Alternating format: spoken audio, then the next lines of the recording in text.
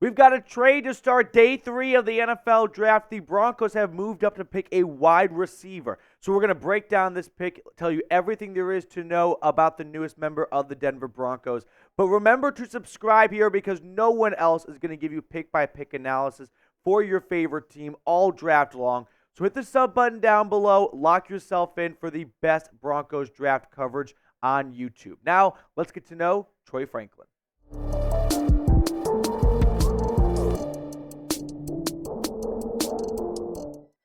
With the 102nd pick in the 2024 NFL Draft, the Broncos have selected wide receiver Troy Franklin out of Oregon. And you want to talk about making Bo Nix comfortable? Go get his #1 wide receiver from the last 2 seasons. Troy Franklin will go down as one of the best Oregon Duck wide receivers in program history. He leaves there with 2,400 yards as a 2-year starter and 25 touchdowns. I was surprised he made it out of day 2 of the NFL Draft. A lot of people had a round 2 grade on him. And the Broncos, with a handful of day 3 picks, I think made a really smart trade moving up to get Troy Franklin. They've got a plethora of 5th-round draft picks, and so they decided to bundle those up and move up to get Troy Franklin. Here's what Dane Brugler from The Athletic had to say about the overall prospect makeup. Franklin's polish and catch consistency must improve, but he can be a big play weapon before and after the catch because of his linear twitch and gliding acceleration. He projects as a field-stretching Z receiver similar to DJ Chark. And you can see Brugler had a 2nd to 3rd round grade on him and also had him 58th overall on his big board, and Denver got him nearly twice that at 102. Now, the Broncos did have to make a deal with the Seahawks to move up and get him. They swapped 4th-round picks with Seattle, jumping up nearly 20 spots, gave up one of their 3 5th-round picks and their 6th-round draft pick, and then they also received a 7th-round pick in return. But here's the thing. The NFL Draft this year is not very deep. You're seeing a lot of players in the college ranks stay an extra season or 2 because of NIL money and the transfer portal, which means after round 4, there's not a lot of great prospects left. And I think the Broncos knew that, so they decided this is not a draft to get quantity. This is a draft to go out and get quality. And Troy Franklin in round 4 is a quality pick. Now, I'm going to tell you all about Troy Franklin in further detail in just a second, but grade the pick for me. A, B, C, D, or F. For pick 102, for a guy that had 1,300 yards and 9 touchdowns last year, hard to give it anything less than an A- grade. Now, there are some ways where this pick may not pan out great for the Broncos, but the ceiling is very high for Troy Franklin.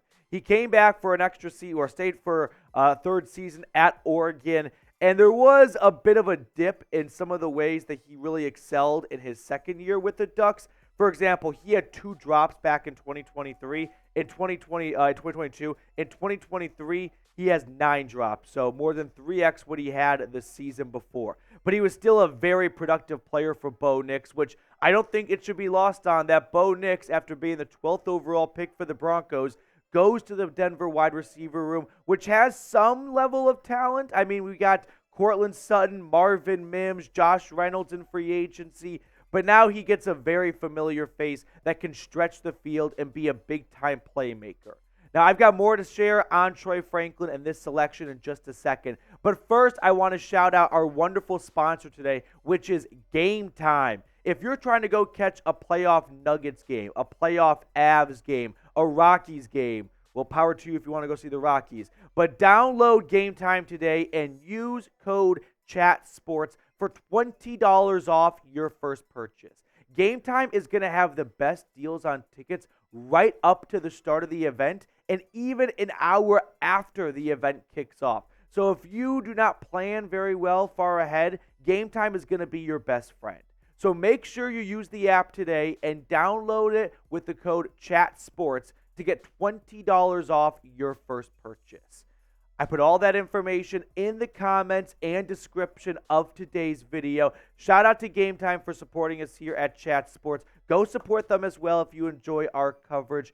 Game Time, the best place to get last-minute tickets at the lowest price guaranteed. I want to share some more stuff I have on Troy Franklin from my notes. He is a vertical playmaker. I don't think this is a receiver that you can count on to make big-time catches on third and short to move the chains. He's a little bit undersized, and that's a blessing and a curse. 6'1", 176 pounds, really great speed, ran a 4.41 40-yard dash. I think I'd like to see maybe put on a little bit extra poundage because going up against NFL DBs is a little bit different than Pac-12 DBs, and with a smaller frame like that, it could be easy to knock him off of his route. But if he gets into open space, he's going to be an issue for defenses, especially if he gets behind the second level. Franklin, like I mentioned, one of the better prospects in this draft.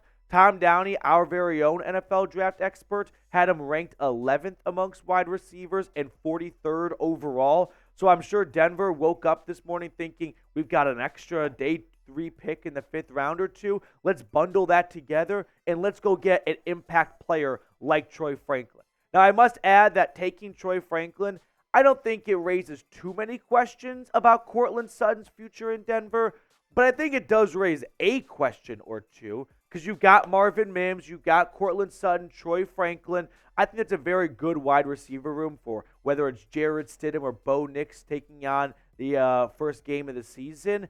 But I could see a world where this maybe makes it a little bit easier if Denver were to part ways with Courtland Sutton. If they ultimately can't reach an agreement on a new contract for him, they can maybe swallow a trade a little bit better now that they've got another wide receiver in the ranks. So let me ask you this question. Who do you want to draft next? The Broncos still have a handful of picks in day 3. Who would you like to see Denver go after?